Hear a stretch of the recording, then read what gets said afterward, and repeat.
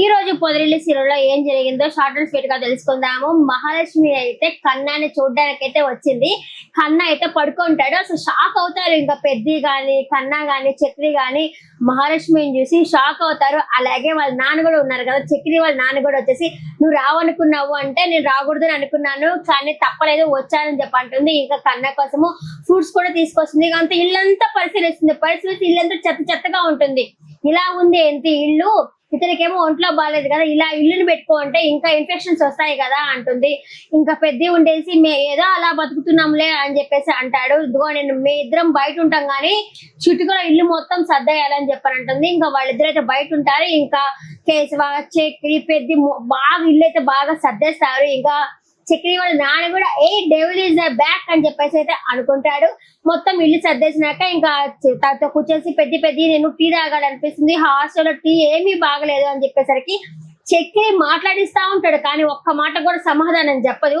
ఎట్లా వచ్చారు అని అడుగుతాడు చక్రి, దానికి సమాధానం చెప్పదు. టీ బాగలేదు అక్కడ హాస్టల్ అనేసరికి ఇంకా పెద్ద టీ కూడా పెట్టిస్తారు. అబ్బా మీ టీ సూపర్ అని చెప్పంటుంది. ఇంకా చక్రి ఉండేసి నేను హాస్టల్లో చెప్పొచ్చానే మీకు మంచిగా టీ ఇవ్వమని చెప్పి అనేసరికి దానికి కూడా సమాధానం చెప్పదు.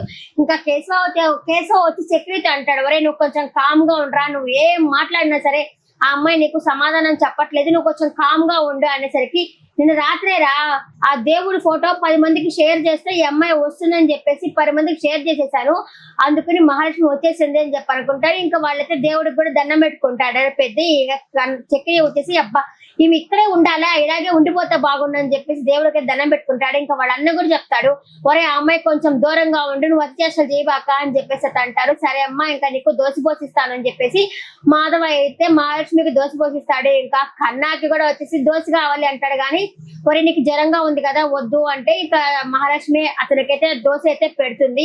ఇంకా చక్రి ఉండేసి మీరు ఇక్కడే ఉండిపోండి వెళ్ళవాకండి నేను ఇంకేం అనను అని చెప్పేసి అయినా కూడా ఏమి సమాధానం చెప్పదు.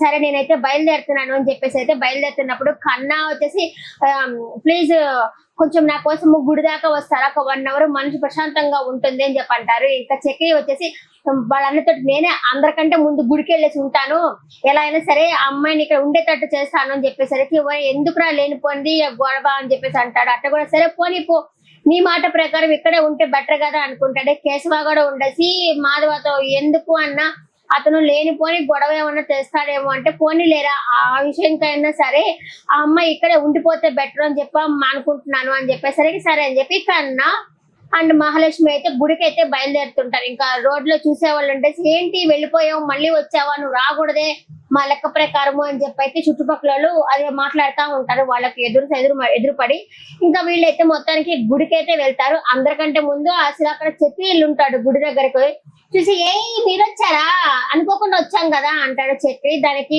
కన్న గాని మహాలక్ష్మి గాని అనకుండా ఏం కాదు కానీ అనుకునే వచ్చావులే అని చెప్పేసరికి మీరు ఇక్కడే ఉండండి, కావాలి అంటే నేనే వెళ్ళిపోతాను, ఇక్కడ ఇందాక తను అన్నాడు కదా కన్నా అన్నాడు కదా మీరు ఇక్కడే ఉండండి, కావాలంటే అతన్ని పంపించేద్దాం అన్నాడు కదా, అదే విధంగా నేనైతే వెళ్ళిపోతాను, మీరు ఇంటికి వచ్చి ఉంటారా అనేసరికి సరే ఇప్పుడు ఒక పని చెప్తాను చేస్తారా అంటుంది. ఏంది అంటే కర్పూరం వెలిగించుకోండి అని చెప్పి చేతి మీద కర్పూరం పెట్టి వెలిగించుకోమని చెప్పంటుంది. కొంచెం కాలు నాకైతే పడేస్తాడు. ఇదంతా కాదు కానీ మీరు ఏం చెప్పినా చేస్తారు, నిజంగా మీరు మా ఇంటికి వస్తానంటే నేను వెళ్ళిపోమని చెప్పిన నేను వెళ్ళిపోతాను అని చెప్పేసి చక్రి అయితే అంటాడు. ఏం మాట్లాడదు ముందు ఇక్కడ నుంచి బయలుదేరండి అని చెప్పైతే అంటుంది. ఇంకా అక్కడికి వచ్చేసరి తర్వాత వెళ్ళిపోతాడు. ఇంకా కూర్చో ఉంటుంది. అప్పుడు కన్నా వచ్చి అడుగుతాడు, మిమ్మల్ని నేను ఒకటి అడగాలి అనుకుంటున్నాను, నేను నిజంగా మీరు అతను వెళ్ళిపోతే వచ్చేస్తారా మీరు అనేసరికి మీరంతా అన్నదమ్ములు, మిమ్మల్ని ఎవరు విడదీసేది, మీరు అలా కలిసి ఉంటేనే బాగుంటుంది అని అయితే మహాలక్ష్మి కన్నాతో అయితే మాట్లాడుతుంది. సరే ఇంకా వీళ్ళిద్దరు మాట్లాడుకుంటున్నప్పుడు వాళ్ళ మేనత్త పిలుస్తుంది అనమాట. వచ్చేసి అవును ఎందుకు వచ్చావు, ఇక్కడ నుంచి వెళ్ళిపోయావంట కదా, సూపర్ మంచి పని చేసావు, వీళ్ళ విధానాలు ఏంటో నా బాగా తెలుసు, నేను ఆ ఇల్లు పుట్టిన ఇల్లే కదా నాది, నాకు అన్ని తెలుసు, మంచి పని చేసావు, నేను అందుకే నా కూతుర్ని వాళ్ళకి ఇవ్వండి అని చెప్పేదట అంటుంది. మహాలక్ష్మి అనేసి ఆయన మీరు ఇక్కడ ఎందుకు వచ్చారు అని చెప్పి మహాలక్ష్మి వాళ్ళ అత్తతో మాట్లాడుతుంది. చక్రి వాళ్ళ అబ్బాయితో నా కూతురు కాపురము చల్లగా ఉండాలని చెప్పి నేను గుడికొచ్చాను అంటుంది. ఇంకా కన్నా కూడా ఉండదు. సో పని చేయితే ఫ్రిడ్జ్ లో పెట్టుకో, మీ కూతురు తీసుకెళ్ళి ఇంకా చల్లగా ఉంటుంది అని చెప్పాను. సరే నువ్వు మూసుకొని ఆ దొండకాయ నేను మాట్లాడడానికి రాలేదు, మహాలక్ష్మితో మాట్లాడుతున్నాను నేను అని చెప్పేసి, మంచి పని చేసావు, ఇంకెప్పటికి రాబాక, నీకు కంగ్రాచులేషన్స్, ఆ ఇంట్లో ఎవరు వచ్చినా ఉండరు అని చెప్పేసి అయితే మాట్లాడుతుంది. పాపము మహాలక్ష్మికి అయ్యో పాపం అనిపిస్తుంది, తన వల్లే కదా ఇదంతా అయితే అనిపిస్తుంది. మంచి మనసు అమ్మాయిది, క్షమించే మనసు అమ్మాయిది కూడా అనిపిస్తుంది. తర్వాత కన్నాతో, సారీ కన్నా, నీకు ఎందుకు వదిన అంటే, నా వల్లే కదా అందరూ మిమ్మల్ని, నేను వెళ్ళిపోయాను అని చెప్పేసి అందరూ మిమ్మల్ని అంటున్నారు అనేసరికి, అంతకుముందు మాకు మీరు రాకముందు శాపం ఉండేది, అది నేను నమ్మేవాడిని కాదు, కానీ మీరు వెళ్ళిపోయిన తర్వాత ఫస్ట్ మా అమ్మ వెళ్ళిపోయింది, ఆ తర్వాత వచ్చేసి ఇంకొక అమ్మ వెళ్ళిపోయింది, ఆ తర్వాత మీరు వెళ్ళిపోయారు, ఇట్లాగా ఉండేసరికి నేను మా శాపం అనేది నిజమైతే అనిపిస్తా ఉంది అని చెప్పేసి అయితే కన్నా అయితే బాధపడతాడు. ఇంకా ఆఫీస్కి వచ్చేస్తుంది అనమాట. ఇంకా కన్నతో మాట్లాడేసి చాలా లేట్ అయిపోతుంది, ఆఫీస్కి వస్తుంది. ఆఫీస్ లో కుమార్ వచ్చేసి, ఆగు మహాలక్ష్మి, ఎందుకు ఇంత లేట్ గా వస్తున్నావు, టైం ఎంత తెలుసా అని చెప్పి అడుగుతా ఉంటాడు. అక్కడ అమ్మాయి కొలీగ్ ఉంది కదా, ఇప్పుడు ఏమైపోయింది కుమార్ అనేసరికి, ఒక ఫైల్ ఇవ్వాలా, ఆ ఫైల్ అయితే లేట్ గా వచ్చినందువల్ల ఫైల్ కూడా పెండింగ్ పడుతుంది, అదేమని అడిగితే ఆ ఫైల్ వచ్చేసి ఆఫీసర్ ఇంకొక అతను ఉన్నారు కదా, అతను రూమ్ లో ఉంది అని చెప్తుంది అనేసరికి, అతను కూడా బయటకు వచ్చి, ఎందుకు కుమార్ అరుస్తున్నావు, ఆ ఫైలే కదా పెండింగ్ లో ఉండేది, ప్రాజెక్ట్ ఏం కాదు కదా అనేసరికి, నేను మంచి కోసమే కదా మాట్లాడుతున్నాను అని చెప్పేసి అని అంటాడనమాట. ఇంకా అతని మేనేజర్ కూడా చాలా మంచి అతను లాగానే ఉన్నాడు. అతను వచ్చేసి ఈ అమ్మాయితో మాట్లాడతాడు, నువ్వు ఎప్పుడు నవ్వుతానే ఉండు లక్కీ, నవ్వుతా ఉంటేనే నువ్వు బాగుంటావు అని చెప్పేసరికి ఆ అమ్మాయి ఆలోచిస్తా ఉంటుంది. వాళ్ళ మేనత్త చెప్పింది, ఇంకా రోడ్లో వాళ్ళంతా చెప్పింది, దాని గురించి అయితే ఆలోచిస్తా ఉంది.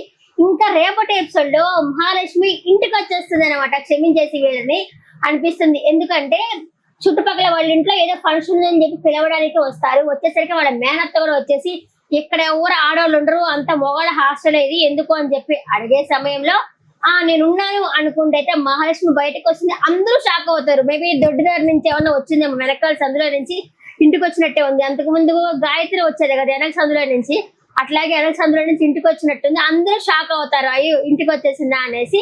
ఈ రోజు ఎపిసోడ్ అయితే బాగుంది, కానీ చక్రి పాపం ఏం మాట్లాడినా అతను విలన్ లాగా చూపిస్తున్నారు, కానీ చక్రని హీరో లాగా అయితే చూపించట్లేదు. ఈ రోజు ఎపిసోడ్ పట్ల మీ అభిప్రాయాన్ని కమెంట్ సెక్షన్ లో కమెంట్ చేయండి. నెక్స్ట్ వీడియోలో మళ్ళీ కలుస్తాను. టాటా, బాయ్, నమస్తే.